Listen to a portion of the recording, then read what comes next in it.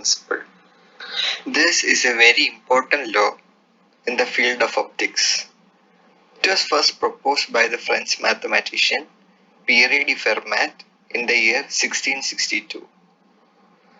This law states that the path taken by a ray of light between any 2 points is the path that can be traversed in the least time. That is, light travels such that the time taken from going from one point to another is the least. From this statement, it should be easy to see that why light travels in a straight line. But there is a clause. The light will follow a straight line only if the speed of light remains constant. So, as long as the speed of light remains constant, the light will move in a straight line. And if the light deviates from the straight line, it means the speed of light is changing. That means that the light changes its medium, or the refractive index of the medium in which the light travels is changing. Now we will try to consider such a case and let's see what we find.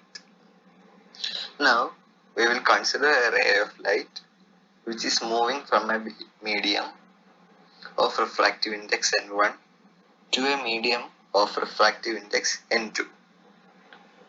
The points A and B are the initial and final points, and we have to find a path such that the time taken from going from A to B is the minimum. So we assume an arbitrary point P at the interface of the two media. We have already seen that AP and PB will be straight lines since the medium is same and the speed of light will be remaining constant during the traversal between A and P. We have considered P to be at a distance x horizontally from A, and all the other distances are marked in the diagram. Y1 and Y2 are the vertical distances from the surface of interface to A and B respectively, and L is the total horizontal distance, and the angles alpha 1 and alpha 2 are the angles that the rays make with the normal of the surface. Now we can see that the speed of light in the medium 1, which we denote by C1, is given by C by N1, and similarly medium 2 we will get C2 equal to C by N2. The total distance the light travels in medium 1 is given by the length of AP, which is given by x square plus square root of x square plus y1 square. And similarly in medium 2 the distance is given by the horizontal distance here is L minus x, therefore L2 is given by square root of L minus x the whole square plus y2 square. And now we can see the time travelled in medium 1, which is given by L1 by the speed, that is C1. That will give square root of x square plus y1 square into n1 by c, and similarly the time travelled in medium 2 is given by square root of L minus x the whole square plus y2 square into n2 by c, and the total time taken by the light ray to go from A to B is the sum of these two, which is given here.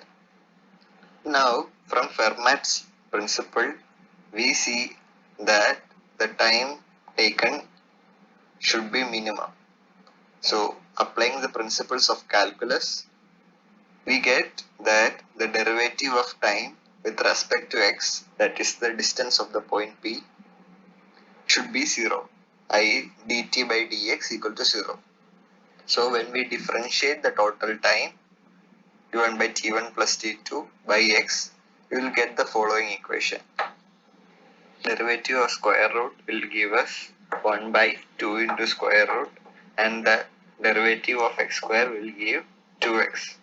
Therefore, we will get the derivative of total time dt by dx as 2x n1 by 2 into square root of x square plus y1 square minus 2 into L minus x into n2 by 2 times square root of L minus x the whole square plus y2 square. The 2 from all the terms will get cancelled, and if we go back at the previous diagram, we can see that x by ap, that is square root of x square plus y1 square, is in fact the sine of alpha 1. And similarly, we will get L minus x by square root of L minus x the whole square plus y2 square as sine of alpha 2.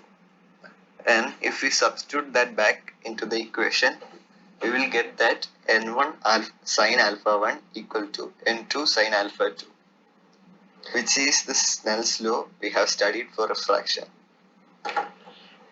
I hope you liked this video. I will see you soon in the next video. And do subscribe to the channel if you liked it.